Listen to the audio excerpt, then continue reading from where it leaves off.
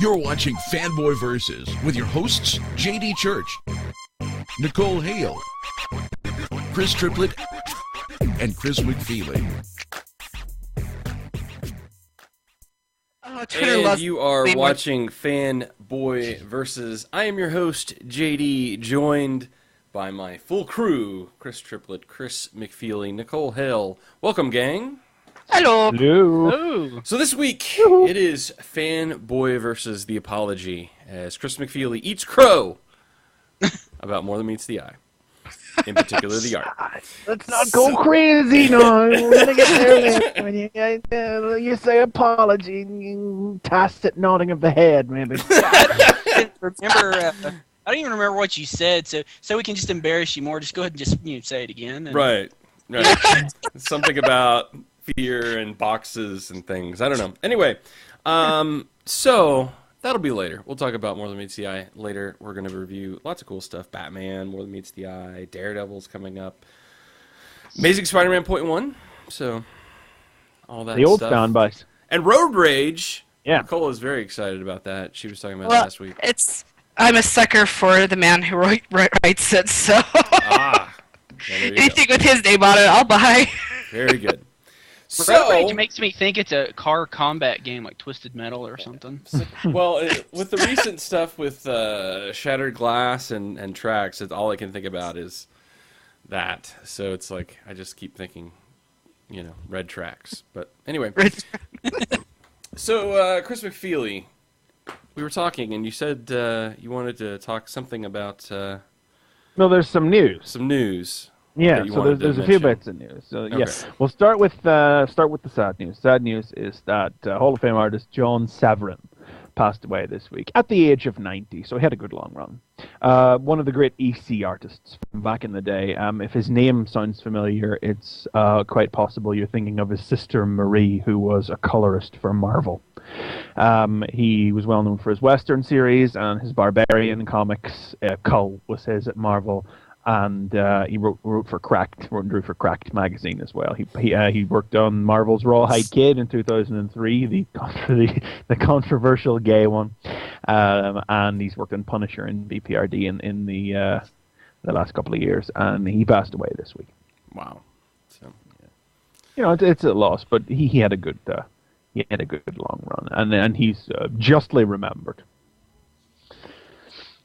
Speaking of, the complete flip side of the coin, which is creators who had a good run and have fallen into trouble in the last couple of years, we got to go back and talk about Gary Friedrich and his case with Ghost Rider last week. We had an extended discussion, good discussion, about the legalities of that. And I just want to clarify a point that I made, which I actually made an error, which was regarding the $17,000 payment and the fact that Gary can't claim himself to be the creator anymore. I said that was the settlement. I was wrong about that. That was not the settlement, but that was the agreement that both parties had come to, which would be the penalty if Gary lost, so that the litigation for his copyright infringement would not go on to a higher court, which is why he is appealing it. It was not a settlement reached out of court. It was an agreement that the parties came to prior to the case. If you lose, this is what will happen. I got you. I just want to clarify that because I want to try and get all more sense. Right. Yeah, because it's like but the fact is he still agreed to for that to be the losing condition. We were also talking in the midst of that about the fears that, well, frankly, what I think we both agreed were scaremongering about. Creators at conventions doing Marvel sue them for doing drawings and what have you, and Joe Quesada and Dan Buckley came out to talk a little bit about this on CBR this week, and I'm just going to quote them here. Quesada said, "Let me put this as simply as I can. Marvel is not looking to make any new policy announcement through this lawsuit." And Buckley said, "We in no way want to interfere with creators at conventions who are providing a positive Marvel experience for our fans, part of that interaction being that a fan can walk away with a signed memento or personalized sketch." So they are not looking to change anything there. There's some alarmist talk that they might, but this lawsuit really means nothing in that regard. Do you think it was more about some of the artists trying to put pressure back onto Marvel, saying, "Hey, we're not gonna endorse your stuff in this way because you've done this to one of our own"? I didn't see any artists doing that, but you said that there was somebody who did that this week. Yeah, and of course I don't have the information right in front of me, but there was one artist. There was a big deal about. I think he posted on his DeviantArt this week that he was no longer going to provide images and or do drawings and things at cons, for fear of future litigation, because this case has just opened that up. And of course, and I think some of that was in particular why Joe responded and others have responded, and even Dan Slott had an extended response even on his Twitter this week about it. So there's been a lot of chiming in one way or the other this week. But it does seem to be definitely sad tongues wagging. We actually saw a sample of some of the things Gary Friedrich, one of the things Gary Friedrich was selling, which was a script page. Well, it presented itself as a page of script for Ghost Rider #1 by him, and it had several of Mike Plug's Ghost Rider drawings on it. But it wasn't, for starters, it wasn't a reproduction because it had been retyped with modern technology. B, it probably wasn't a script anyway, because this was the 1970s, so everything was done Marvel style, where he sent him an outline and then the art came back and then he dialogued it, so there wouldn't have been a full script to reproduce. And it said at the bottom of the script, copyright Gary Friedrich, C symbol, date, and it's like, lies! Yeah, that's not even...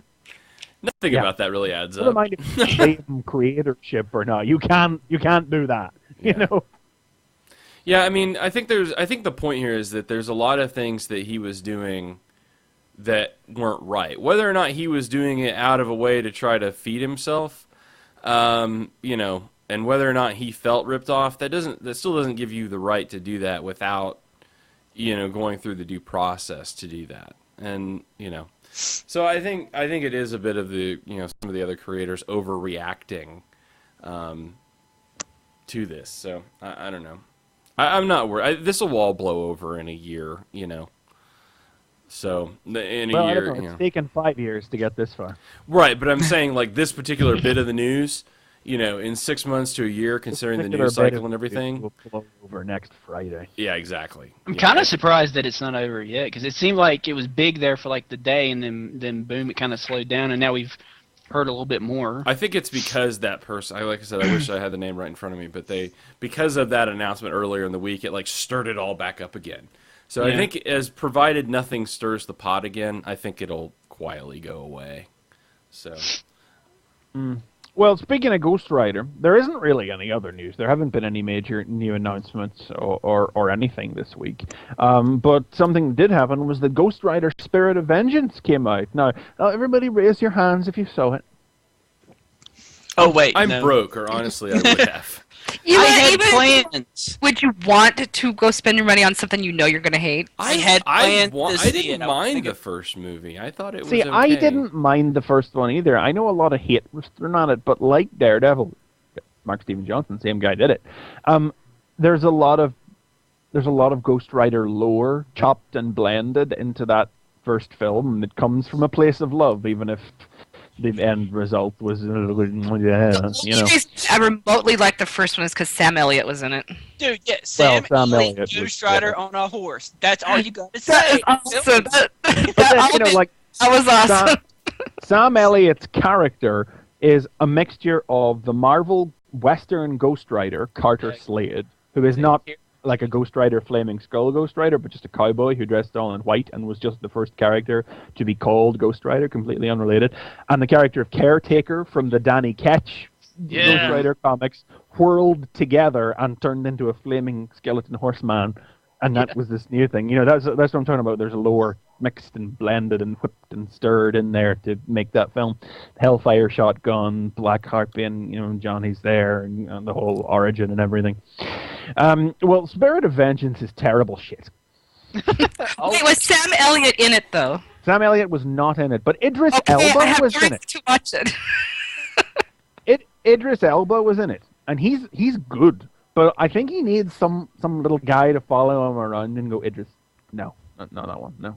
just to stop him from picking these roles that he seems to wind up in infrequently. You know, he was Heimdall in Thor, and he had a big role in The Wire as well. You know, and he's great, but he plays what's the character's name? Moreau, who is like a French warrior priest who is on a mission from God.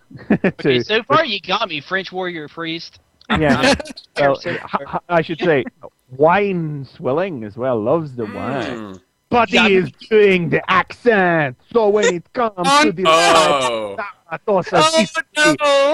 No, he is the spirit of vengeance. That is actually how he pronounces it. Oh no! Wow. He's bad. If I could fit into a matinee, I might watch this just so I could laugh. I mean, now this is by the directors of Crank, so you really have to understand what you're getting into with that. It is loud, stupid, unhalting noise, spastic insanity. It's set in the nice nebulous land of Eastern Europe, but I think they were a little bit too far to the east for there to be that many Dutch angles in the damn film. Ow. Blackout is well, okay. So the plot of the thing is Johnny Blaze is in hiding, trying to contain the beast within him, because they're still doing that thing from the first movie where the Ghost Rider is an uncontrollable force that takes over him and little more than an animal.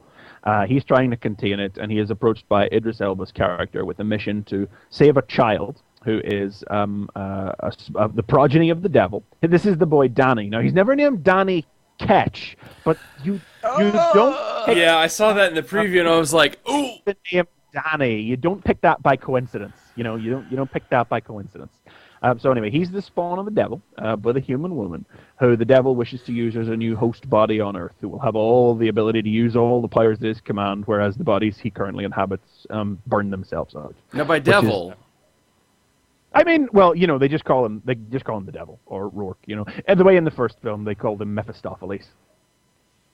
Right. Because, frankly, I don't have no problems with that. I mean, there's no point burdening down the simplicity of the concept with the finickiness of finicky marvelness of who and what the devil is, you know. Okay. So Johnny saves the kid, and it's a road trip across Eastern Europe to get him to a place of safety, where he is promised. Rourke promises him that they will lift his curse and free him from Zarathos. And they call it Zarathos in this film, and they do the little story about how he is actually from Daniel Wise on how he is an angel and how he fell from heaven and was driven insane in hell, and the devil captured him and used him to torment poor souls and by bonding him to them. That sort of stuff's all in there. So this is all pretty straightforward, you know, solid enough. And of course, it's the obligatory Hulk scenario where he is freed of Zarathos, but then the devil gets a boy, so he has to accept it as part of him and go and save him. You know, it's pretty straightforward stuff. But it's just unhaltingly atrocious. But not, like in an entertaining way. I went in on the understanding that this would be pretty terrible, so I didn't come out annoyed or anything. I admit it was probably a little worse than I thought it was going to be, and this is coming from somebody who thought the first movie, as I say, was serviceable and a lot of blended Ghost Rider lore. My boss, like I had said to him a couple of days beforehand, oh, it would be terrible but perfectly entertaining, and he was like, what are you talking about? The good Ghost Rider, do you not have hopes? And I was like, you are approaching this with the wrong head, sir. The day after he'd seen it, but I hadn't seen it yet, I said to him, did you see Ghost Rider? And he said, I did. Well, that's not a voice that's bursting to it. Well, that's not a voice that's bursting with joy. And he said, you haven't seen it yet. I don't want to ruin it for you. Ruin it. Yeah. Yeah. I mean, I think when you watch the trailer and there's flaming urine, you know, you kind of know that you're going to be. That is not like in the narrative of the film. That is a joke that Nicolas Cage tells the kid. That's all that. That's just a joke. It's like a Michael Bay joke. It just fails. It's actually the setup for a punchline that comes a little bit later. It's by far from the worst thing in film. Oh. Good. The devil sets on their trail. Blackout, Triplet. You'll probably remember Blackout from Danny Ketch's run, except that it's just his name and physical appearance, and nothing to do with the actual character from the comics at all. Yeah, Wow. he has the power to suck the life out of things. And you're just sitting there watching it, and then suddenly Christopher Lambert comes striding into the film, completely tattooed as a monk, and I'm just leaning over to the guy and say, "Is that Christopher Lambert? That's Christopher fucking Lambert. What is going on in this film?" I thought I saw him in the trailer, but I wasn't 100% sure. That was either, but then I was like, then he said in that way that Christopher Lambert has that he talks. That is, what is going on? And I know it's a little bit late actually, but it's like, what is wrong with Nicolas Cage? I don't know what you're talking about. I would totally see him in a Superman movie if they made it. I'm just saying. Oh my god. It was like he was stoned for the whole. It was like he was off his face. Was. He's got like no money, so he has to take every role that he gets. But it is like He's the worst spender in Hollywood, I heard. he is totally broke, as I understand it. Yeah. But you remember the scene from Kick-Ass when he was on fire and screaming, but not screaming like he was in pain, but like acting like he was in pain, but not understanding what pain feels like. Like I don't know what you're doing there, Nicholas. but that's just like the whole, just squawking and honking and okay. There's like one cool set piece in it, which is where the idea that whatever the Ghost Rider rides changes with him. So, Transformers fans will remember Cybertron Metroplex. Well, he gets in one of those, a gigantic, multi-story bucket wheel excavator, and turns into a flaming death wagon, and that was pretty cool. That's something that's kind of going on in the current Ghost Rider, where she turned a bullet train into a skull-headed flaming thing. Well, it's one or two other vehicles in it as well, but they do well with the look of the Ghost Rider, although, it's funny, like, every time I hear that one of the guys from the new film talking down something about the first film, I think, but I like that. It's like they have rejigged Ghost Rider's appearance a little bit so that... I do kind of like the new appearance. They kind of burn out. Yeah, I'm not big on that. I would have liked a brighter, whiter skull, because it would then stand out against the burnt black leather that he wears. So it would be this hit glowing. I guess it could be a problem if it's like the whole movie's like really dark and it blends in with the background or something. I like there's some bits I like whenever like he gets punched out pretty hard or doused with water or whatever, like the skull, it doesn't stop being on fire, but it just gives off smoke instead of flame, as this, if the fire gutters and goes out, it just starts smoking and that's cool enough. But Cage plays the Rider really weird as well. It's like when it first appears, he's playing it like it's an animal, so it's like it's stalking the prey, but it's like if you could just sort of imagine Ghost Rider going around like a raptor. Yeah. Yeah, you're selling this. This is the point of it, doesn't it? Nothing. Doesn't it sort of miss the point of what Ghost Rider is in that way? Well, that's basically what I thought. The whole thing presents Ghost Rider, and of course it's a whole Hulk-style metaphor where he learns to accept the good part of the Rider and bring the angel out of Ghost Rider and use his powers for good. But I thought he'd kind of gotten to that at the end of the first movie, like where it's like, I accept it to use it to fight you, the devil. He did the whole scene at the end of it where it's like, I want to keep it. lot of pointing. Yeah. Exactly. He says, I want to use this power to fight you, and then he goes and hides in Eastern Europe, of all places. Yeah, because that makes sense. Yeah, that's what you do. It's just so frenetic, and there's a story buried in there somewhere, but any shreds of it that might have crept out are just buried under Nicolas Cage's gurning goon head. It's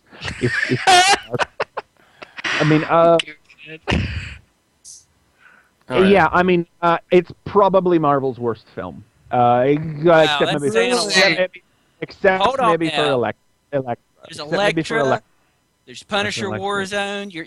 Oh, no, it's better. It's worse than Punisher Warzone. Yeah. Oh my God. Fantastic Four #2. I mean, at least Punisher Warzone has that dude flipping through the air. Alone. Hit by Okay, now.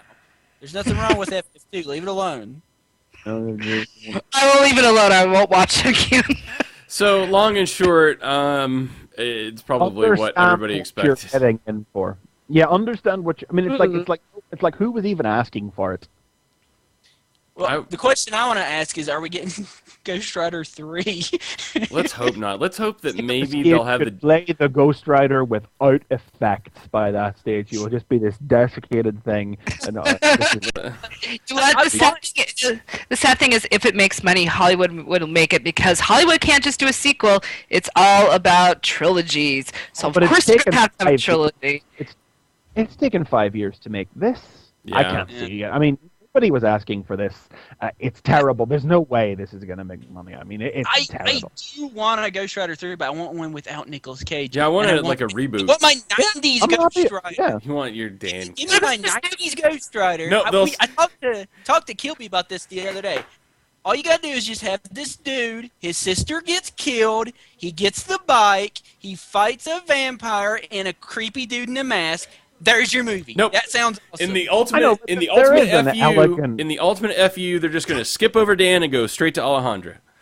Well, do you think that would work if the female Ghost Rider in Hollywood? I think that would actually play. Yeah, probably. Yeah, you could let it play. Definitely wouldn't be too much of an issue with that. It's just that there's a very, very elegant simplicity in the core concept of the Johnny Blaze Ghost Rider that can grab any audience with a bit of understanding of Faust, like the Faustian, the devil, selling your soul to the devil to save whatever, and then being made the devil's minion. That's my mother understands that. I told her I was going to see Ghost Rider. She asked me, what's that about? And I was like, she was like, I see that. And then I got to the part about how he's the fiery skeleton that rides the motorbike made of fire. And she was like, Oh, it's absurd. Go enjoy it.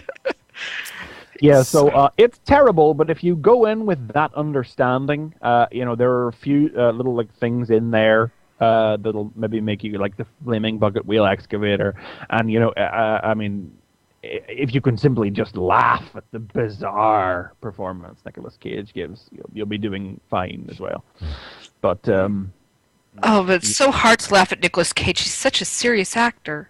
I know, yeah. But it's almost like, well, I mean, there is this bit where they're in a diner with the kid, and I didn't see it happen, but Nicolas Cage reaches over to brush his hair, and I thought he was just attempting some kind of pathetic, plaintive, fatherly hair tousling thing, to try and win the boy's affection. The boy looks at him, and I'm not sure if it was actually the reason or if it was the excuse he came up. But his explanation was, "It was a bee. Thought I was gonna sting your face." What? And I'm like, "Yeah, is that a Nicolas Cage in joke or what was? Not the bees." Wow. Oh my God. Yeah. All right. Sounds like the only thing that's missing in this train wreck is the actual train in the train wreck. Right. There weren't any trains, no. Yeah. But Wow. Okay.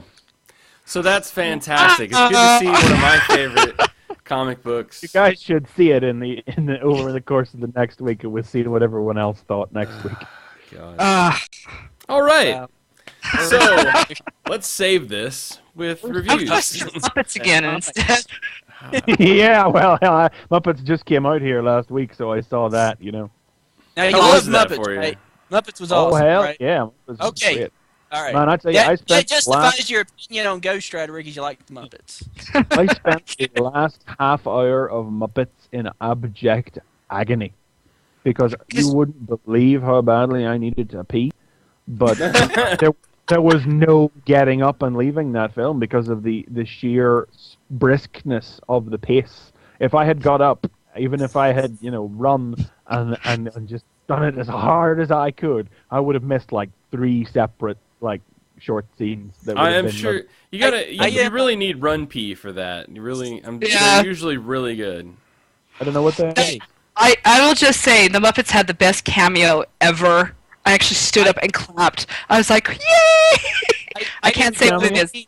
I'm totally a Muppet of a man. No, well, I saw it, but remind me. Oh, yeah, Muppet of a man.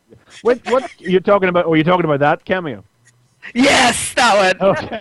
Yeah, well, I did grin when that happened because I was like, oh, look at that. Well, let's not tell anybody what that one is. Yeah. Because I was the happiest person alive at that point.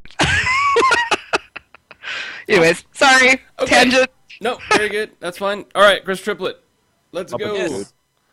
Make our show grow. We need to actually talk about comic books. Yes, we do. That's right. Okay. I got Batman #6, which is pretty good. Follow-up to the awesome Batman #5, where Batman was losing his shit. Mm-hmm. Very good issue. This issue follows up where the Talon, which is basically the assassin guy from the Court of Owls, has just stabbed Batman in his back, and it's like sticking out his front, and it looks gruesome. And dude, I think Batman's gonna die. I mean, he's in the worst situation he's ever gonna. Right. Mm-hmm. Now you guys all read this, right? Except for McFeely. Yep. You're not Yeah, I have kicked myself hard and resigned myself to Just the protecting cover them. alone is awesome. Come on. That cover is pretty fantastic. It's just to describe it. It's like Batman with it looks like he's kind of morphing into an owl because he has like an owl talon hand sticking out like this, and he's like It's great. It's great. Yeah. The art really has evolved a lot. Really think about how simple and straightforward the first issue, first even few issues is of the series, and then you get to 6 or 5 and 6, and it's just like the doors get blown off of reality, and it's just descended into this place of awesome madness. Yeah, like the first couple of issues of Batman, it's like straightforward, kind of a clean look to it, where it's like Batman. Like I keep saying, like if Todd McFarlane drew it, and then like when he gets to the stuff where he's in the maze with the Court of Owls, then it gets all nasty looking, and it looks crazy. I mean, it looks like you said, like insanity, and it's just kind of grimy looking, and I don't know. It looks like a like a horror movie. I know I'm reading a Batman comic, but yeah, Yes. it's like watching like I don't know, like Friday the 13th or something. I don't know. It's just creepy. Maybe it's because creepy. Love it. Love it. Maybe it's because everybody wears a mask. Because this issue is basically a big fight where Talon is just beating the hell out of Batman. The court.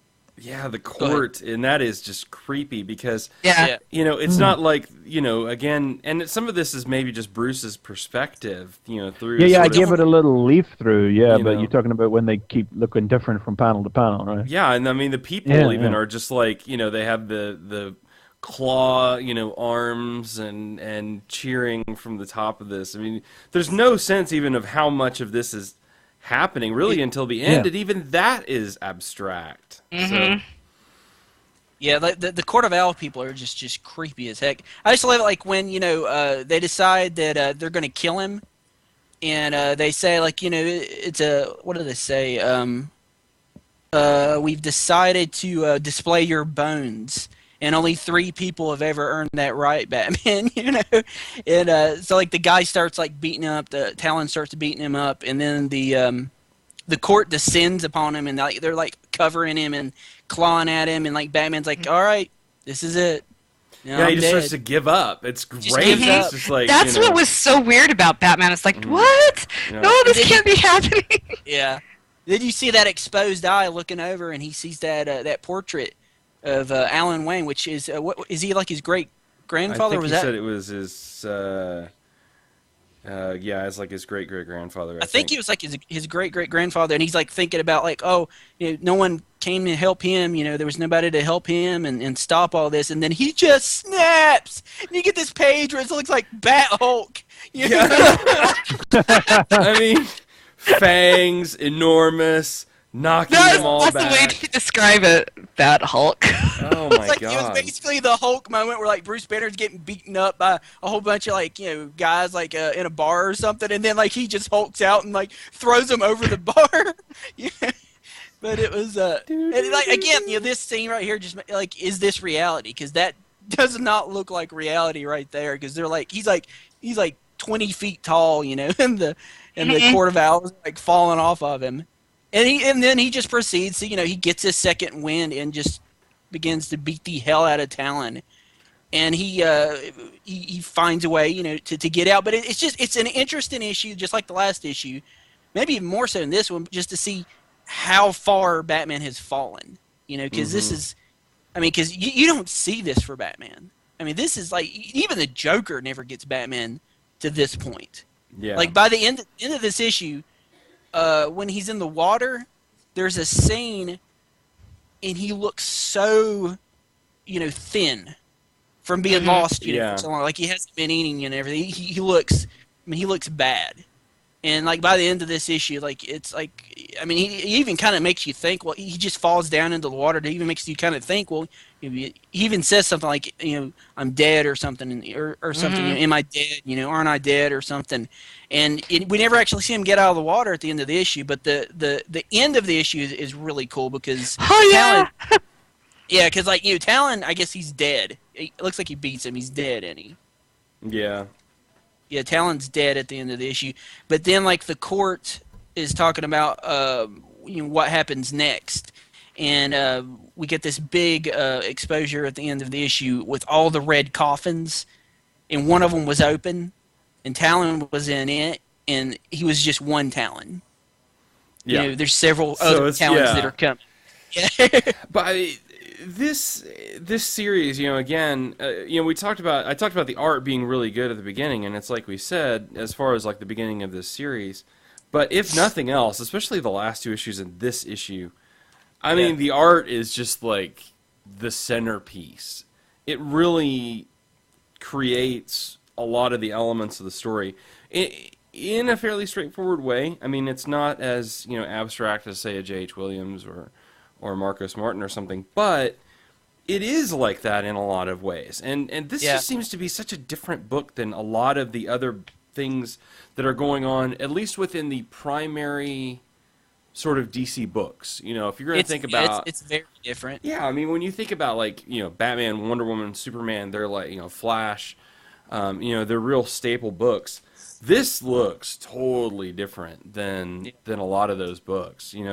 This is something you would expect out of Swamp Thing or Animal Man or something, and yet here it is in the pages of Batman. Horror. Like Swamp Thing's very horror atmosphere, and that's what I'm saying. Like when you're reading this, it's like this is like a horror. This is like somebody decided to make like this horrible, axe killer movie, and hey, Batman is the victim. Yeah. And I think that's why I like it. It's like, oh, wow. The part that sold me onto this is when Batman was about ready to give up. You're like, that doesn't happen. That's not supposed to happen, but it is. Yep. They've done a really good job of making the court villains, like good villains. Yeah. They could have been something where it's like, oh, they're in like one issue and there's a reference to him and like he fights this Talon dude and then hey, there's a villain, move on to the next guy. They didn't. It's been basically Court of Owls since the beginning of DC New, and I don't know how much longer. It's a while. Even the most recent solicits are still talking about this story going on. So yeah. Well, there's a big Bat crossover coming up that's supposed to be spinning off the back of this. No? Mm-hmm. So this seems to be the big deal, within the Bat books, and I'm eating it up. I love it. It's great. Yeah, like if you're not buying this book, you should be. If you're looking for a Batman book, this is your book. It's incredible. Awesome. Good deal. All right, Nicole. You excited? It's my turn. I suppose I'm excited because, like I said, I'm a sucker that anything that Stephen King does. So if you put his name on it, I'll pick it up. So this one's kind of interesting because we have IDW publishing Road Rage, which is Stephen King and his son Joe Hill, who does Lock and Key, the comic book series, collaborating on this. So yeah, I'm like, okay, let's find this out. So basically the story is about a biker gang called the Tribe. They have some new people in there, and they have the old folks. So let's just say they're starting to butt heads right at the very beginning. The whole story is about them losing 60 grand in money. And of course, everyone wants their share. No one's getting along because they want their money. So they're trying to figure out where it's gone, what happened. And basically, you get a backstory of, my gosh, I'm still learning the characters' names. So, Race. Race is our main character. Him and this guy named Clark were in the military together, and while they were at war, Clark was the medical officer, but he used to, on the side, have his own little meth lab and sell it to the soldiers. So that's where this money came from. And so after the war, they decided, okay, we want our share of the money. Well, they go over to Clark's place. He's like, it's gone. I don't have it. I don't know where it went to. And, of course, there's a little outbreak, and apparently they kill his 17-year-old girlfriend. So now they're on the loose for murder. And so they pull over. They're trying to get the money for the drugs. They're trying to, not get caught for this murder. And all hell's breaking loose, and this is where it starts the whole road rage. Race decides to get pissed off and throw his beer at a trucker. There you go. So, so the trucker, he doesn't say anything. He just takes off down the road. Well, after they finally get their plans in store, they decided, okay, we're going to go to Solo that quick, because that's where Clark's sister's at, and she must know something about Clark and the money. And so, of course, down the road, they meet up with this trucker who decides, I'm going to get you guys back. So basically, this trucker is all of a sudden turns into Maximum Overdrive. If you guys know that Stephen King movie. Yes. He decides to take out most of the gang. Anyone that was in the back of the gang, he's just running them over with this oil tanker. And this is where it gets very, very gory. Now, if you guys like blood, guts, there's some skull crushing, bones breaking, blood splatter, everything. Curb stomping, blood, teeth going everywhere. It's nasty. It's just nasty.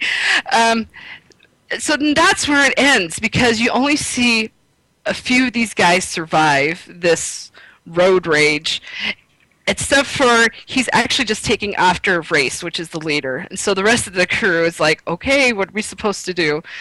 So that's where it's starting, and that's where it basically ends, is you just see this massive truck heading down just for this one motorcycle that's just covered in blood and guts. Yeah, it's not, I would say this isn't for everyone, but if you're a Stephen King fan, it is right up your alley. It's very talky, and like if you read Stephen King, it's very wordy. So that's not a surprise. But you get to know these characters, you get to know their history, you can see the emotions on them and what they're going through. Like I said, it's not for everyone, but definitely if you like good old Stephen King horror, this is where it's going to go. So, who is the artist on this one, though? In addition the artist is Nelson Daniel. The only problem I have with his artwork is I can't remember where they use the old comic book pixels, the dots. Oh, Band-Aid dots. Yeah. It works in some places, but sometimes it's just like it feels a little off because they don't use it in every single panel. And some of the panels they use is like a really wide range, and so they have these big dots, like in like a scenery, and it just didn't work out for me. But overall, it's not just like used in flashbacks or anything. It's just in different. Yeah, I was gonna mention kind of randomly. It's in everything. It's in present day. It's in the flashback. But one thing I gotta say about the art, just like Stephen King in the movie, he does make an appearance in the comic book. Oh, yeah, that's pretty cool. Okay. He's a gas station attendant. Is that what he is? He's a gas station attendant. He's one of the first ones to get killed. At least I don't know if it really is him, but it's very strange how similar he looks to Stephen King. So, yeah. Very strange. Well, a younger Stephen King. So, yeah. That was when I turned that page. I'm like, oh, yeah. I got excited about this. So, Yeah, he's got one of those faces that you don't really forget. You know? Yeah. Yes. I'm pretty sure it was him. But yeah, if you like your Stephen King, you'll like this. But like I said, if you don't like your blood and guts, don't pick this up. So, I like my blood and guts in me. I like it on the inside. Like I said, there's a lot of people getting their heads ran over by this big, oil tanker. So Wow. there's bone and blood. Yeah, it's nasty. But I like that stuff. So, yeah, we'll see if race wins against this Maximum Overdrive. Kind of has that kind of feel, Maximum Overdrive. So. Does it have like a green goblin-looking head on the front of it? It needs that. It just has a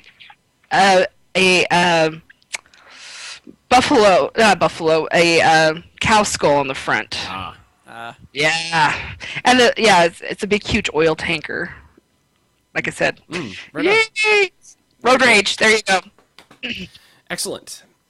So, that comes to me. I've talked so bad about Transformers comics for so long. I feel it is now my duty, when they are good, to talk about them. And in particular, this one, which I'm really enjoying. So, of course, I'm talking about More Than Meets the Eye. This is the second issue. I think the first thing I want to say about this is that it's dense. Like, there's a lot going on. It's one thing I think that it's like Dan Slott had talked about, where, you want to, and we talk about a lot about Spider-Man comics, where it's like there's so many things going on. And I definitely felt that about this. There's a lot of, little side stories and character moments and things that are going on in this that I certainly felt worth, the read and worth what's going on. Just for the real quick overview, of course, the crew of the Lost Light has set down after their sort of explosive first launch, and most of the crew, or a good portion at least of the crew, getting expelled into space and then crashing to the planet. So what's happening now is basically the rescue mission of bringing everybody back to the ship, mostly deactivated. At the same time, another ship bursts out of hyperspace and into the atmosphere, and Skids is piloting this ship, but he has a bit of amnesia, and it takes him a minute to remember what he's doing or what's going on. But before you know it, he's fighting a group of gigantic robots. We'll come back to that. In the meantime, Ratchet is going to have to put everybody back together. Skids is joining. It looks like Skids is going to be joining the crew. It's just a lot of little character moments in this, and then just as things start to look like they're going to get back on track, things go wrong again at the end. But let's talk about and break it down a little bit. First of all, I do want to mention something I mentioned at the beginning of the show, which was the art. We had mentioned that the first issue was Nick Roche and has a very particular art style, and I believe one of our number was, shall we say, skeptical of an Alex Milne. Is he still on the? Okay, I was going to say, is he still on the call? Because maybe he cut out on purpose. We may need to have him recycle his video because it looks like he's trying to hide at this moment. Yeah. Oh, well, I can't see any of you guys. So, well, that's your fault. Yes, that's true. So, yeah, well, I'll give him credit where it's due. Alex Milne is continuing his current trend of making each piece of work that he produces for IDW better than his last, and indeed the work of his career.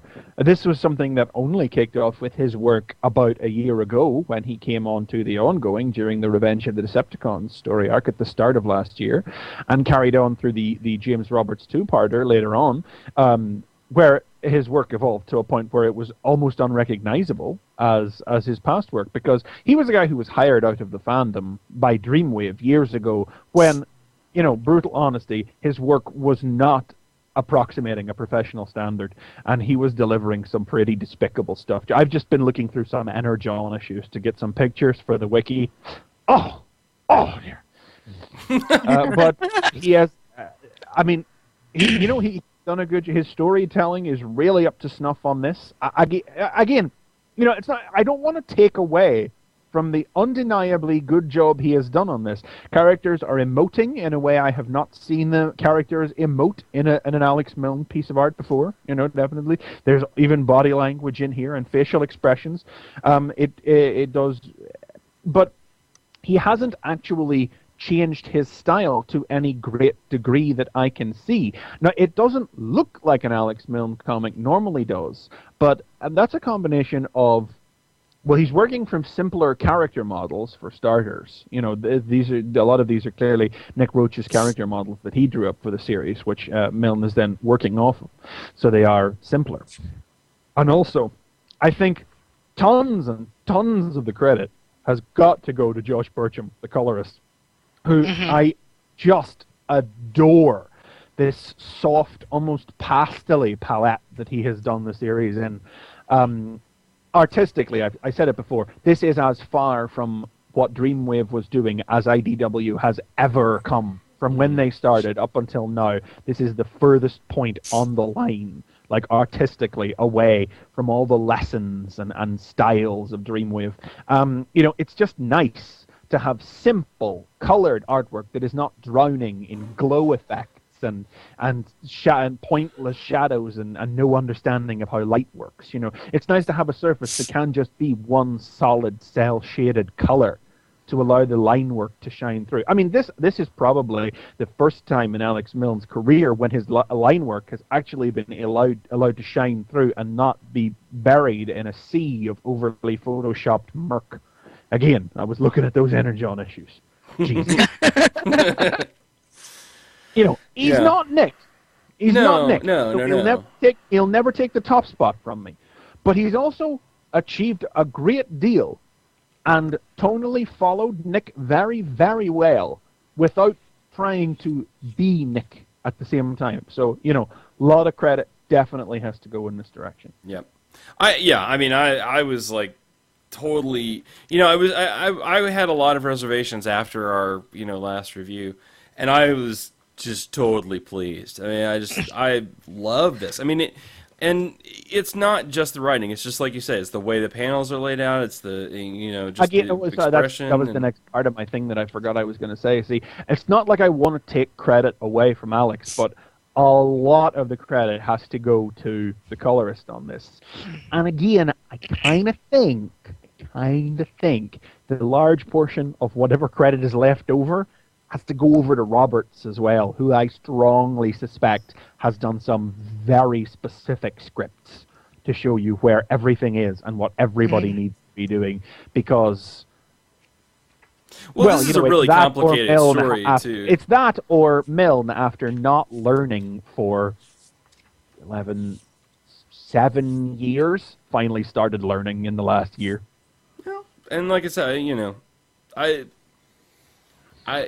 however it came to be, it's certainly working. We'll put it that way. Whatever the case may be, I will be perfectly happy to enjoy more of this. Yes, absolutely. Yes, please. So, yes. You look at things like, first of all, Skids. Yes. For God's sake. Yeah. Oh my God. Yes. It's like I'm excited again to read Transformers. Robots in Disguise is the one that's dealing with Bumblebee and Prowl and Starscream and the recognizable characters. It's not like there aren't recognizable characters in this. You've got Hot Rod, you've got Ultra Magnus, you've got Ratchet. But this is the one that is just singing with the work it's doing with the obscure characters. And we're not just talking obscure characters. We're not just talking like it's finally Trailbreaker's time to shine. We are talking about Rewind and Chrome Dome and Swerve and Tailgate and Skids. Like literally, except for like one issue of the Marvel Comics, 2 issues of the Marvel Comics, these are characters who have never done anything. Chrome Dome was like perennially the forgotten headmaster. Yeah. Brainstorm, Highbrow, Hardhead, they all had like at least character tics or something that made them stand out in the rebirth. But Chrome Dome is just the other one who has never done anything. Swerve and Tailgate were the guys who appeared like in mute silence in one episode of the cartoon and have never been in any comics. Rewind had a little to do in the third season. Whirl again was a wrecker and never really did anything, and wasn't even in the American comics. Like, these are not random choices. This is very consciously we have had chosen the characters who have never had time to shine, and the speed at which suddenly I want to Swerve. Yeah. Tailgate. Yeah. Like, Swerve. I wanted to Swerve so bad. Yeah. He's easily become one of my favorite characters in comic like books. that, He's so and great. it's not like he's not like the forced funny character where they're saying, oh, we're going to make him really funny and the kids will love him. No, I mean, he's just naturally funny and flows out of this so well, You've got to read the comment that he talks about finding the 12 fragments of the Primal Key, Yeah. please. Oh my god. Yes. No, I'm just kidding.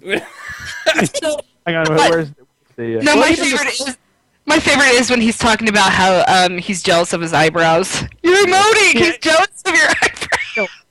I laugh at I laugh at comics. Gosh. I don't think I have ever laughed at a Transformers comic, but I laughed loud and hard at that one when Whirl suddenly wakes up and mad and he grips Rung around the throat and is like, why are you doing this? It's your eyebrows. He's jealous of your capacity for self-expression.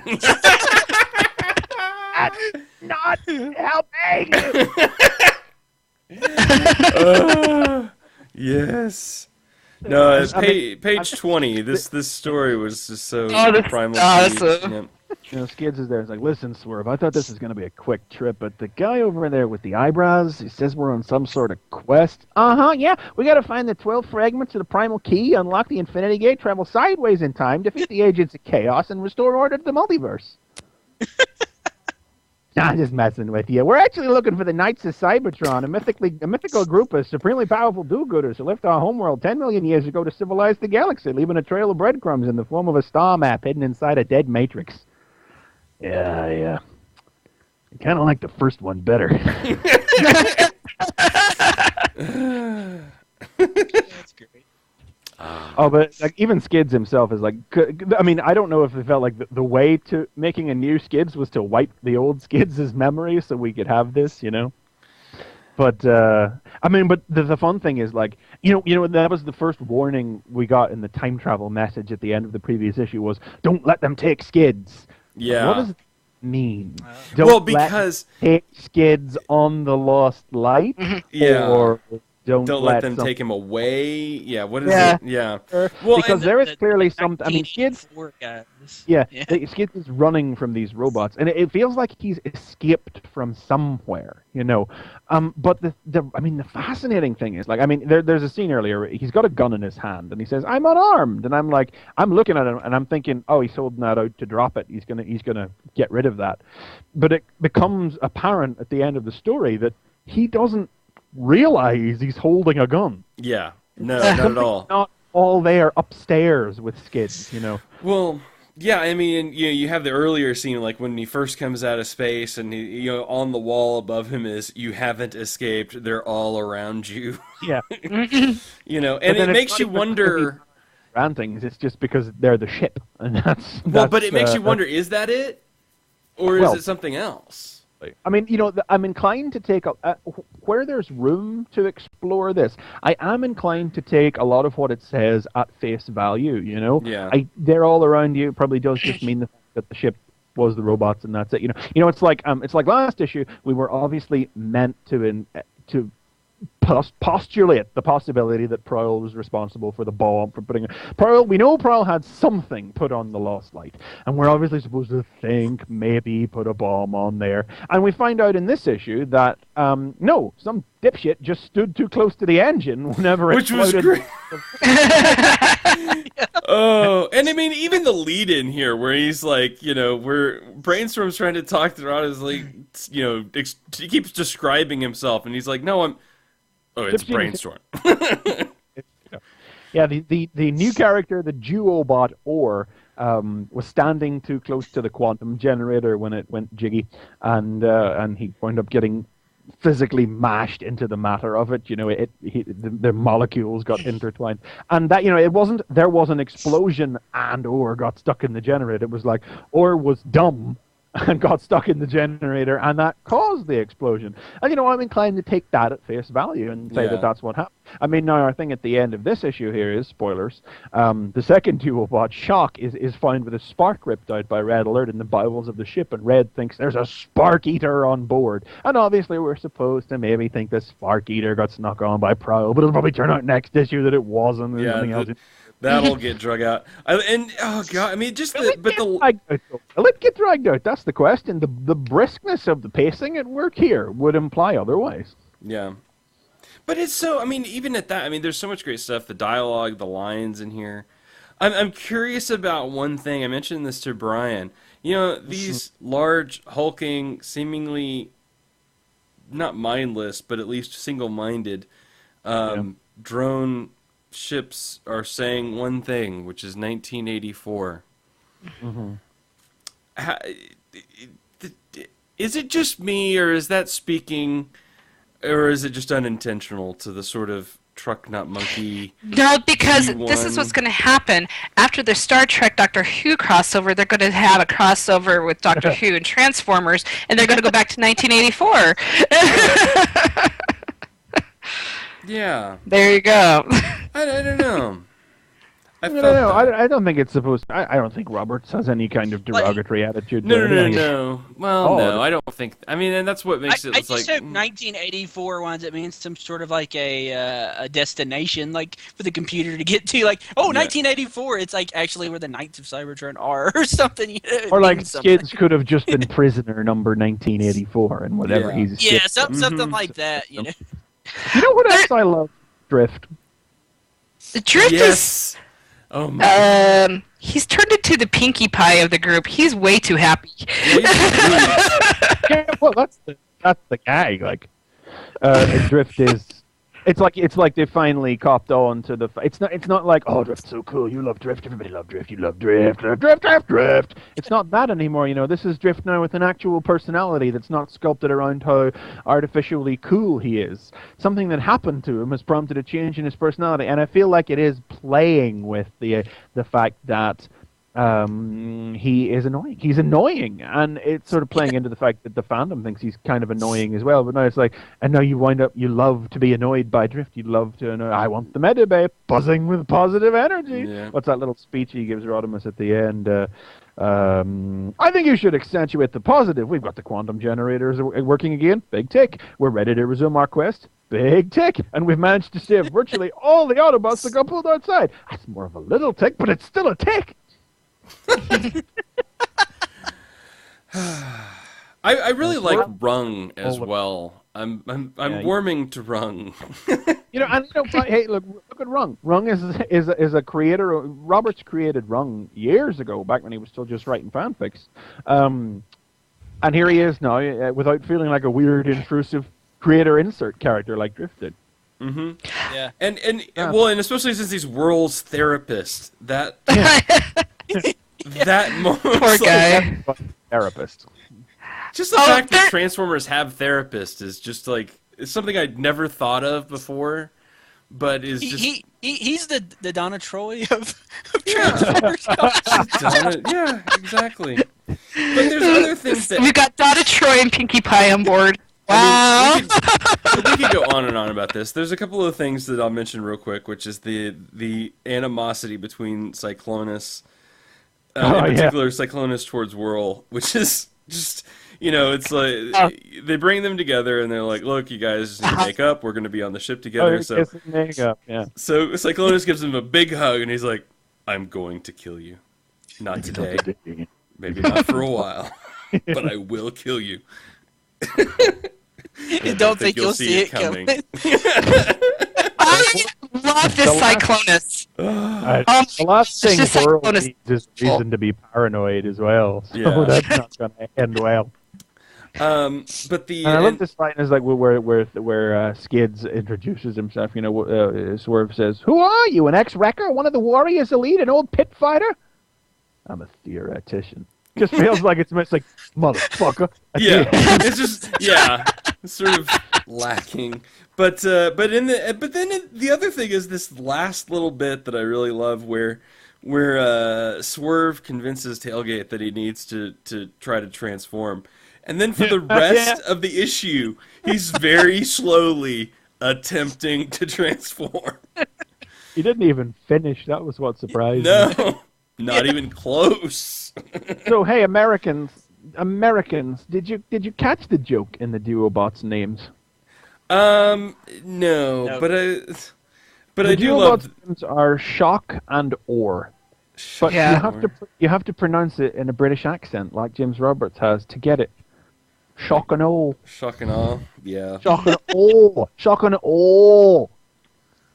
That's how we pronounce both those words. Shock and all. I did like the bit later on where it's like, well, at least it'll be easier to tell them apart. Yeah. One thing I want to talk about this comic is the interaction between, is it Rodimus? Can we say Rodimus? Is that Rodimus? Okay. Okay, Rodimus and Cyclonus. I love that interaction, that speech that Cyclonus gives him. Awesome! That one page. Beautiful. Love Cyclonus. Yeah. There's a lot of interesting relationships in this, and, you know. Yeah. It's all relationships is what it is. Yeah. I adore this little Meet the Cast page in the back as well. Oh, Meet the Cast is awesome. Yeah. Weapons and Brainstorm, weapons engineer, prolific murderer. My favorite is Swerve, though. Well, especially like good friend to all, best friend to none, weapon of choice, the mouse. I love Ultra Magnus I think is my favorite. Second in command, takes job and everything else extremely seriously. Smiled once and regretted it ever since. But Chrome Dome is classified as far as his. Yeah, that's interesting. Yeah, we know Chrome Dome can do stuff because Prowl wanted him to stay behind. But you don't know what sort of stuff he does. Yeah, there's no indication. Well, in this description, so does that make Swerve actually the Deadpool of the group? His weapon is the mouth? Well, basically. Except he's not. He doesn't seem to be a fighter of any kind. You know, is he going to break the fourth wall? Oh, never, hopefully. No. But no, I mean, the fact that they didn't. They were still able to keep his metallurgist faction as well, despite the complete. I mean, he's never. I mean, the only personality he's ever had before was his tech specs. You know, where he was a crazy driver who was easily distracted by everything around him, and it's just like they've grown the personality into something bigger and broader that subset of personality could fit within very nicely. Mm-hmm. Anyway, we have talked at length. It is really good stuff. Yeah. You should be reading. Great comic. Even if it's one of those deals. Totally where it's support like, this book. Even if you're not a big Transformers fan, even if you're a peripheral fan, but you like good comics that are just funny and really sort of character driven. Yeah, I mean I would check it out for sure. So anyway, there you go. Good stuff. Still good. More than meets the eye. And thanks, Alex. Okay, Chris McFeely then. Yeah, okay. Well, I got Daredevil this week. This is the start of a new story. It looks like it's only been 2 parts long. So isn't that one of the best things about Mark Waid's Daredevil? Short stories. The fact that you can have 1, you can have 2, you can have 4, you can have whatever. It's old school, but the very idea that I can say a comic that tells a story in 2 issues, how old school? Oh, that just depresses me. But there's nothing depressing about Mark Waid's Daredevil. Nope. In which, following the call he received from Foggy at the end of the previous issue about the disappearance of his father's casket from a cemetery in which all the coffins have disappeared, Daredevil follows them down underground and finds that the Mole Men's Moloids have stolen them for him. And it's essentially, up until the last couple of pages, Daredevil's odyssey through Subterranea. And what a grotesque, sort of haunting selection of imagery it is. The single best panel is Daredevil riding on, well, it's not a panel, but sequence, I should say. Daredevil riding on a casket poling his way down an underground river with his staff, talking to himself in his head. We're headed somewhere, almost certainly towards the Mole Man, who's 5 foot short, old, and blind. Not exactly an intimidating physical threat. Nothing to be afraid of. Just caves. And then we see his surroundings through his radar vision. So it's just the water and the caves, the swirling pink squiggly radar line mass of caves. But then the next panel is a totally silent one of what the world is actually like, and he's surrounded by monsters that he has no idea are there, because they're all like, the noise of them is buried over the crash of the waves. It's noted that he used some kind of, what was it? What did he use? Flipping it back. He had to deaden his senses, didn't he? Because he stole a jar of camphor from one of the corners so that he could deaden his sense of smell, because he was smelling corpses. So the rotting smell would have knocked him out. So he can't smell them or hear them, and he's surrounded. No, nothing happens. They don't attack him or anything, but that's what makes it all the better. Mm-hmm. The fact that he drifts by without ever knowing.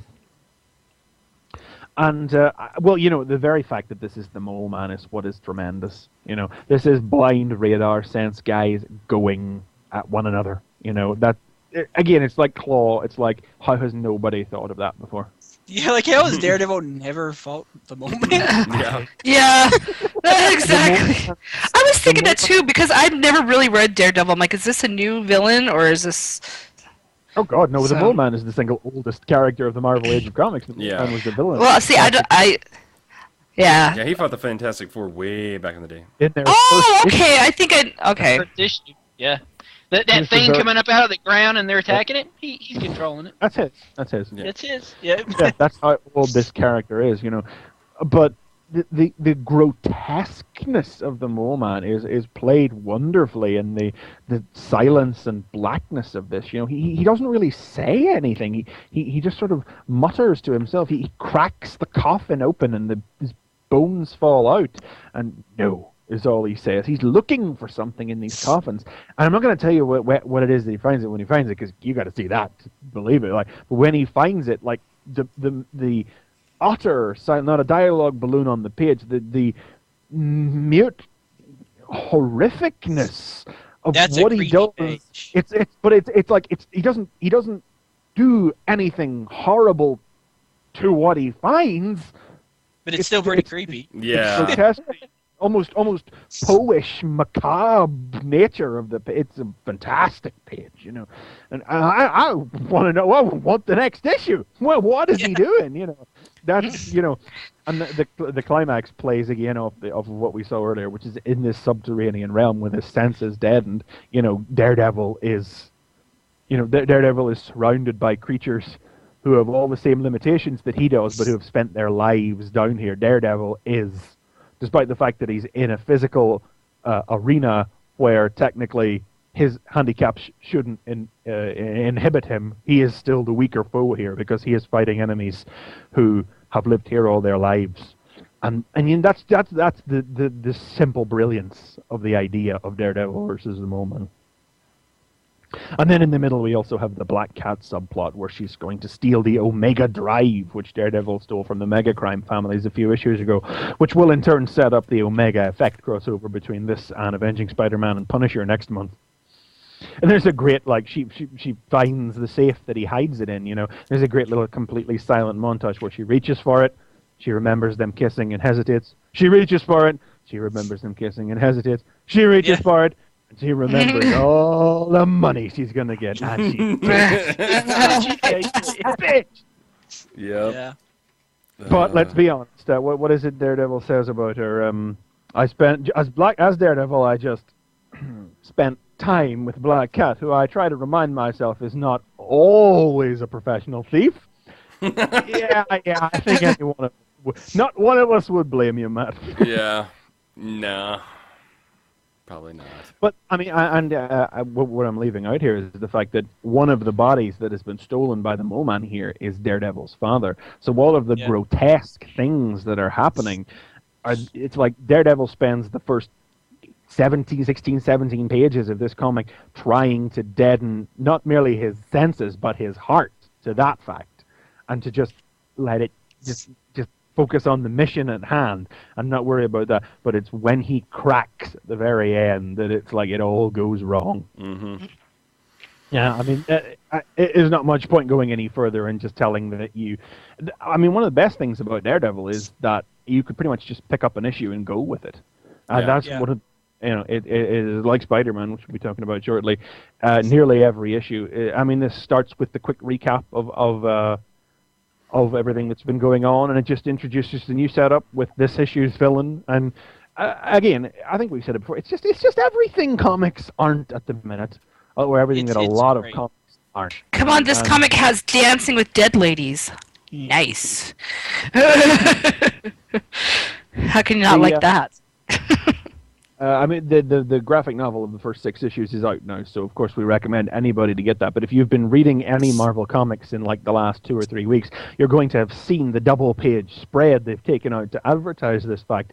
Right-hand page is, as all graphic novel ads are, just a cover of the comic of the book going, Daredevil, mark me, I don't know, volume 1. Left-hand page is the double-page spread, top to bottom, all these quotes of praise from a dozen and more different websites just saying how everybody's loving it. We called it the book of the year last year, the new book of the year last year, and it turns out a lot of other places did too. Yeah. It was my favorite new book. Yeah, totally.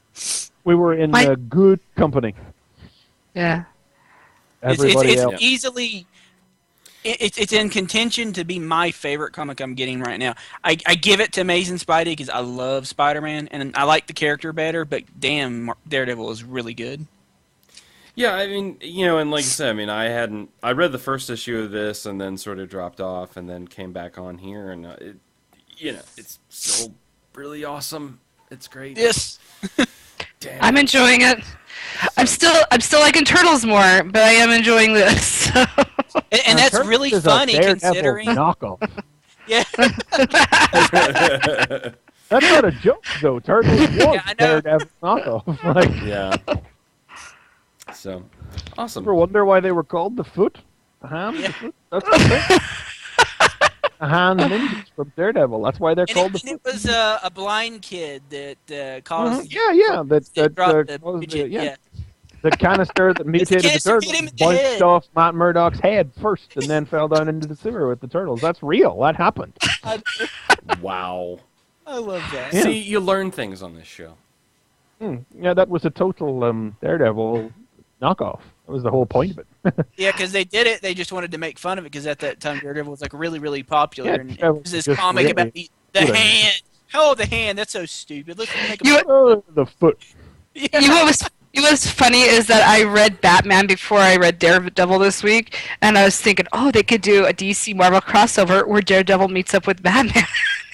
Well, that's something that's sort of been joked about for a long time, but yeah. Daredevil has never been further from a place that would make a good crossover with Batman than he is now. And that's a good thing. Yeah.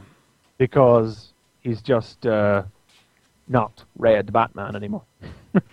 Yeah. Red blind Batman. Oh, yes. Wouldn't want to forget that. Yeah. There's one little thing talking about Red. That little piece about the fashion statement that men don't wear red boots. Red boots. Yeah.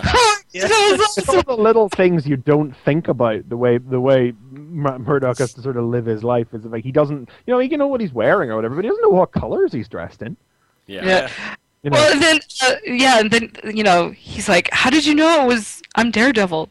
Well, let's just say. I mean, it's Foggy, so Foggy knows anyway. But he was like saying, while they argue about what to do, nobody's actually investigating the tunnels because they're a safety hazard. They say you'd have to be nuts to risk around poking down there. Or to put it another way, please help us, Daredevil. That was a really, really good part. I love that. It's obvious you came dressed for action. And it's obvious? How did you? Well, your boots. And it's like the way the Black Cat's safe is all, it's not doesn't work on keypad or keyholes or dials because they're not things that you would need to see to operate it. So he has a touch-based safe. Yeah, that was pretty cool. Yeah, Things like that. I just think that's some things that the Daredevil movie did very well. Yeah. I haven't watched. I watched that once in the theater. far from my mind. I'll have to look more. See the director's cut. Maybe you'll like it better. I never saw the director's cut, actually. It makes the movie make more sense. I mean, because, like, dude, like, at the end of the movie, when, like, the cops are coming for the Kingpin, why are the cops coming for the Kingpin? Did they ever tell you in the movie? No, I don't they didn't. remember. They didn't. It's because Okay, they cut okay. 40. They cut 40 minutes out of the movie. You have to watch the director's cut to find out. Wow. Oh, really? Yes. That's the version that has Coolio as a rapper in prison. Yes, it does. That's the Coolio legal aspect completely- of the film. Yes, They cut they're trying to Coolio run a case completely out where of the he. movie. They're trying to do it. They're trying to like balance the two lives and have something where Matt Murdock is actually doing some law as well as just being Daredevil, which is a good Yeah. idea. There's a lot more of Foggy and Matt in the courtroom, which makes me like it so much better, just because you get that. Like, there's a scene where there's a scene where like they're trying to get the jury on Matt's side, and they just do the blatant Matt can't find his chair because he's blind thing. You know? Yeah. I should watch that, actually. It's been You too long. totally It's since I saw Daredevil last. I should actually check the director's cut of it out. Couldn't be worse than Spirit of Vengeance. Dude. Yeah. Oh, we go back. Oh. From your review, it sounds like not too much could be that bad. Cool. So yeah, It's you should be hilarious. checking out Daredevil, Yes. because I am Oh, now. wait. So there you go. All right. Anytime we ever get somebody else on this show convinced to read a book that one of the other one or more of us is reading, that means it's good and worth your time to read. I Yeah. haven't sucked anybody into reading anything, have I? I don't think so. Just You guys sucked me into Avengers Academy. Yeah. No, I got, But see, that was I got, all. See, I got that's Triplet Christmas to read Eve. Turtles finally. So Yeah, Yay! yeah. See? Or Hickman's Fantastic Four, or Avengers Academy, or Something. Amazing Spider-Man. Like I'm on Spidey now. I'll get something. The thing, So. Journey into Mystery. Okay. So let's race towards the end then, because I think we are running out of time. We're tight tonight. Yep, running a little late. So anyway, or in that direction. Anyway, okay. So let's talk about this Spider-Man. I don't want to talk too in depth. Well, let's race over the story real quick. Basically, this is the reveal of something that we found out during Spider Island, which is that Michael Morbius is in Lab 6. Yeah. And the storyline goes that he's actually old college buddies with Max Modell. And that's why Max has given him the space to try to find a cure for himself. They're sort of working off of a hybrid or a split line from the cure from all of the Spider Island. Yeah, the anti-event. To try to heal him. Now, the most recent vial actually caused him to go bloodlusty for a while and try to eat Max, which which means that not only Spider-Man, but Uatu has to help save the day. But not that Uatu. This Uatu. This Uatu. This Uatu, which is Uatu Jackson. And that's cool because he's like one of the guys who keeps appearing, but who hasn't really got any time. Like, you get a pretty good feel at this stage for Grady and Bella and Sahani, if that's how that's pronounced. I don't know about this other dude. I couldn't even remember his name until they had him in the start here. Jurgen Muntz. I don't remember him at all. Because what do you remember? We had the great confusion over if there was that other guy, Stone. One issue he was Tiberius Stone, one issue he was Tyler Stone, one issue he was a red-headed nerd with spectacles and a bow tie, another issue he looked completely different again.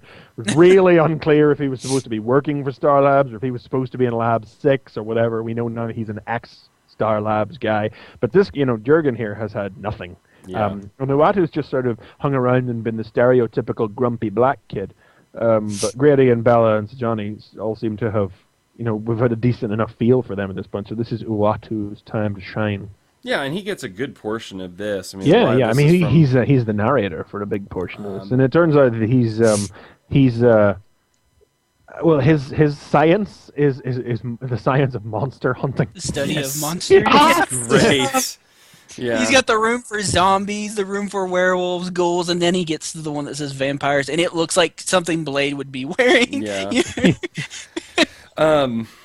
But so anyway, but that's like, there's even a part of this where they finally decide they need to figure out, between Peter and Uatu, they have to figure out who is in Lab 6. And so Peter does the easy thing and just breaks in, which again happens to be about the time that Michael's going crazy. because a drop of Spidey's blood after Uatu just sort of distracts him while he's it's a jolt of spider sense distracts him while he's carrying out an experiment. Just like a little metal splinter clips his finger and sinks into the wall. It's a little tiny stink of delicious radioactive blood. Morbius on edge. That's why Morbius gets the lust back in him, Yeah. But then so he kind of rushes that's the great thing as well. It's not just that Max has given him the lab to try and cure himself. It's like, if he can actually come up with a substitute, he'll have created an artificial plasma that will save lives and fill every blood bank in the world. You know? I mean, there's a really these are the great idea. Yeah. Yeah, it's a great way for him to sort of atone and to put his mind to good use. So the great thing, like when you talk about inventions, though, Peter is inventing a thing to try and penetrate the Rhino's armor. Rhino hide ripper. But hang on, what does he say that he can use it for? I can't see it now. He talks about. It has plenty of practical applications. I don't think he ever actually gets to what else it That's would right, be he good for. didn't, yeah. But it's like, Uatu's invented light grenades and UV light sticks, and he's like, I should have thought of some of this stuff. And it's like, you've got a gun that shoots crosses of light or something. Yeah. And it's like, this has no practical application except monster hunting. Yeah. Let this kid in here. It's brilliant. Supernatural monster hunting. But I should have picked this one up, man. yeah, This is up my alley. Yeah, There and get it, point one. yeah, I mean, it's a. Isn't there a? Yeah, and Peter makes, of course, the obligatory Twilight joke, where he's, where he's like, sparkly vampires. Yeah. you have to get it together. This looks bad. People like vampires that sparkle now. Oh, but there's but again, there's a good moment here. Even later on that page, and Peter decks him out, and he's like, "The blood bank is closed." Blood bank is closed. The bank is closed. Did you really say that? Everyone's a critic. That's great. So I mean, it's perfectly good. There's a nice little twist at the end too. Reveal at the end that we're not going to mention. So we'll leave that for your imagination. I mean, I'd already figured out what it was before I turned the page. There was no chance, but it's like, that is, it's not a dangling plot thread, but the nature of stories that are told with the character does demand more resolution than the last story this particular surprise end character featured in, and now we're coming back around to that. Yeah. So here's my question, though, and like I said, I mean, the long and the short of it is this is a good issue. It's at least as good as some of the other stuff. It's maybe not as heavy, heavy in terms of dense, maybe as some of the other issues that have been going on. Obviously, it's sort of, it's a point one, so it's a contained story. But my question to my panel is this a good point one? I mean, again, if we're going back to saying that the purpose of a point It's one... a perfect, since I didn't read it. ...is to be a jumping... yeah. But if the purpose of the point one is to be a jumping on point, how good is this compared to everything else that's been going on to Spider-Man as a jumping on point? Well, it's no different than everything else that's been going on. It's certainly, I don't think, any more of a good jumping on point than, say, the first issue of the Doctor Who two-parter was. In fact, I would say it's probably not as good a jumping on point as that was, save for the fact that wasn't a complete story in one. Mm-hmm. I mean, obviously this is scripted now with Uatu as our POV character at the very start, as an in to Spider-Man's world for anybody new coming in. So we learn all these things through him, and we're gradually led into Spider-Man's world, and it's constructed in such a way to do that. But yeah, I mean, we never get the beautifully simple exposition that the Doctor Who story, I keep calling it the Doctor Who two-parter, that it gave us. The nature of... I think Dan would approve. I think... we got the whole introduction to what Horizon's about and how everything works, but this doesn't rely on any previous knowledge that anybody has, I think anybody could pretty much pick it up and read this. I saw Dan saw a tweet, he tweeted, for every person that he's seen asking why this needed to be a point one issue, and I can see that's a valid query. It is part of the ongoing story and everything. Why is it a point one? He's saying that, for every person he's seen asking that, someone else has said they picked it up because it was a point one. Mm-hmm. Yeah, because like I was telling JD, it felt like the next issue of Amazing Spider-Man. It didn't feel like a point one at all. Yeah, this is resolving a question that's been with us for over a year now. You know, I mean, the one thing that it does that does not artistically, it doesn't lead you in for the regular look of ongoing Spider-Man. This is Matthew Clark is on the art with this one, and he is not following in any way the sort of artistic style laid down by Ramos or Caselli or who's the third artist? Whoever they are, they haven't done anything on Spidey in ages. Wow. So it doesn't really count. I mean, Ramos did all of Spider Island, and he did, and Caselli did the prologue and the epilogue, and Ramos did the Doctor Who two-parter as well. So, what was the? I hear an ad. Yeah, I don't know where that's coming from. I hear it too. Cool. Okay, it's gone. Okay. I don't know where it was, but it's gone now. So okay, sorry. God, is that you? Are you talking to me? I was on mute, so I don't think it came through me. Okay. There. I've been having a coughing fit, so I've been on mute. Sorry. You know, I love this wall chart here where they try to figure out who it is, and they put in like the Jackal, Doctor Doom, MODOK, the Mad Thinker. Who else is in there? The Beast. What about Evil Beast? The Wizard. What about Steven leave Zombie Stephen Albert. I know. But I think we can eliminate Zombie Albert Einstein. That's a mistake, man. That's a mistake, man. Yeah, but that's real. I love the top part. Morbius, they've actually accounted for the possibility of Morbius, but it's Dr. Michael Morbius, vampire, no photo available. Because he's a vampire and they can't take photos of him. Oh, that's cool. A handwritten note. Yeah. I think my view of Morbius is perennially tainted by the Spider-Man cartoon, though. Well, and how much? That's another question as well. I mean, you know, how much is this playing into that audience? Because, well, I don't know. I think he needs like suckers on his hand so he can drink blood to hand. Totally. Blood? Yeah. He didn't drink blood. He hungered for plasma. That's what it was. Exactly. Yes. I hunger for plasma. Oh God! It's perennially tainted. I just hear that little whiny voice in my head when it comes to Morbius. Hey, child, what have I done to plasma? It's going to consume me again. I hunger for plasma. No, I can't take it for serious. Wow. Okay. Well, I mean, like I said, I mean, why you wouldn't have picked it up if you're already reading Spider-Man, I don't know why you wouldn't. If you haven't, you should. I mean, like I said, it's maybe not. It's not any worse of a jumping on point than any other spot. I don't.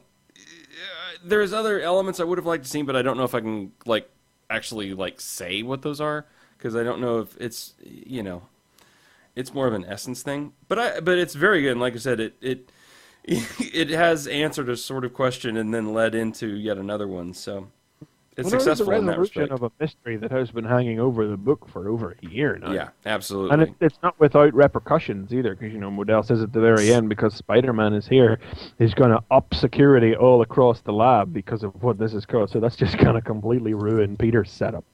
Yeah, and he's his own worst enemy. Yep, and there again, I mean, there's where Peter has done something by doing something out of curiosity rather than, necessity. He's sort of.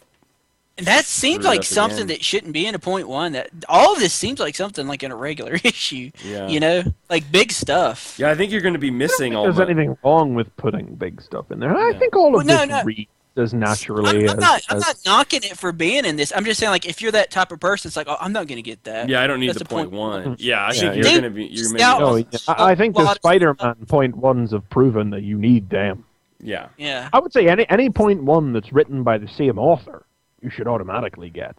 And I think most of the .1s on any series are, but there are a couple of odd ones which aren't, which really highlight the pointlessness of them. Like the Journey into Mystery one was an example of some of the worst. It was a perfectly fine issue, but it was by a different artist and a different writer, and it had nothing to do with what was going on, and it didn't really set the tone at all. Yeah. Or the Thor one, again, different writer, different artist, perfectly fine story. I speculated it was about reintroducing the Ray Gargoyle prior to Fear itself. I still think that's what they were going for, but had nothing to do with what was going on in Thor. There's a balance to be struck. I don't think. Did a pretty good job with Oh yeah, actually, I think jumped the on Secret point. Avengers one. Yeah, Yeah, that Secret was Avengers a was on point probably for the new creative team. Yeah, that was probably the best example of a point one that I've read, actually, I would say. The Spider-Man ones, I mean, the first Spider-Man one was basically Venom #0, so that one, this one, it doesn't get the balance for what you would want in a point one perfect. It doesn't, well, it's a good issue, but it doesn't seem like the perfect balance. I think Nick Spencer's Secret Avengers point one was probably one of the best. You look at the Avengers one from about a year back, 12.1, which was a complete story in one, but it was set up for the Ultron War, which just hasn't been followed up on at all and won't be again until later this year. Actually, that issue is being reprinted for Free Comic Book Day. That is Marvel's Free Comic Book Day this offering. They're pulling a DC this year. Oh. Yeah, like DC reprinted one part of a second part of a 7-part story to tie into a film last year. Marvel is at least reprinting a single complete story to tie into a comics event that is coming up, which also happens to feature characters that are in a film this year. And DC is doing new stories this year. Yay, DC! So, flip it up. Nice. Flippity flobbity. The Free Comic Book Day issue to get, of course, is IDW's Transformers Regeneration 1 number 80.5. Yes, that is definitely going to be the one to get. So, awesome. Cool. All right. Very good. So, pick up Spider-Man. Was it? Always. 79.1. Yes, so you should pick up this point one. If you didn't, what the heck is wrong with you if you read Spider-Man? Dude, you should just pick up I'm anything broke. that's Amazing Spider-Man. I'm broke. No. The next issue is Spider-Man in space. Yes! How can you beat that? With How the can you human beat Space, no one can hear you thwip. I know, and that's a two-part. So you Yeah. can pick that up, you can read that, and then after that, well, Ooh. that's the ends of the earth. Dude, I hope, what is it, Man-Wolf is in it. He's space-like. He needs to be in that issue. Sure. Man-Wolf. Why not? Why not? I mean, Yeah, I throw your expectations out the window because you never know what you can get. Slott has, I think, John Jameson would have last been seen under Slott's pen in his She-Hulk. She-Hulk, So yeah. it would be nice to see how he was doing after divorcing She-Hulk. Totally. Yeah. So, cool. Very good. All right. I think we may be close. We may be okay on time. So, but alas, we must go then because we're almost there. So, thank you for listening to the show. I will mention for our live audience that I will be featured tomorrow on the 100th episode of Superhero Time. Is this whenever the series ends and then they all start again with slightly different costumes, unlike a pirate theme? Yeah, you should totally come back with a pirate costume when it starts back. Yes, yeah. So, and this actually is going to be the end of Go Kaiger, so we're on to Go Buster, I guess, after this. So, but it should be a lot of fun. This will be the first time that Superhero Time has ever been 1, on video, and 2, live. So, so it's so it's a big event for them. Some of those guys. When is this again? I think it's going to be starting around 8 p.m. Eastern time tomorrow night.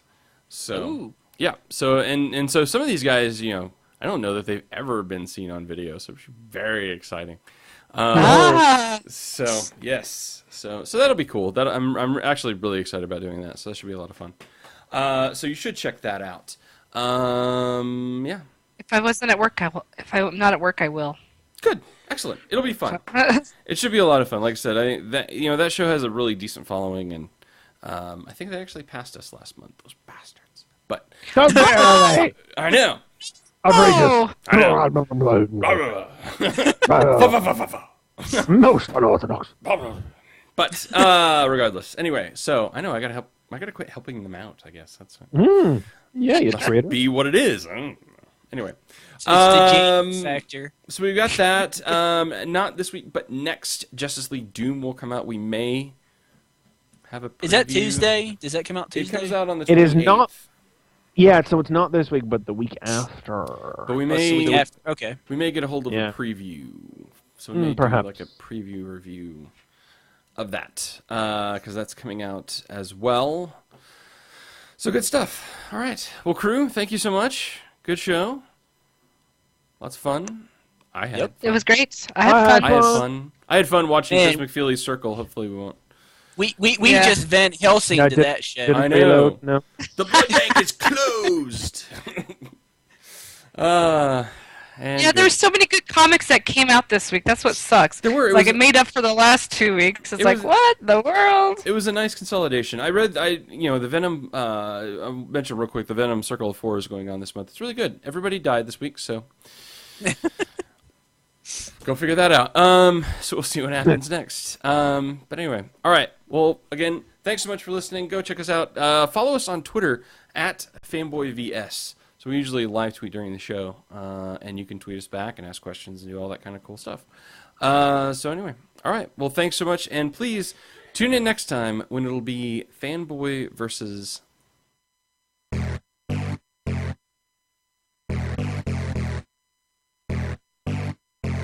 This has been Fanboy Versus. Visit us at tfradio.net for show notes and to subscribe to the podcast. Follow us on Twitter at tfradio for news and updates. Like the podcast? Leave us feedback on iTunes. Copyright 2011 Radio Free Cybertron.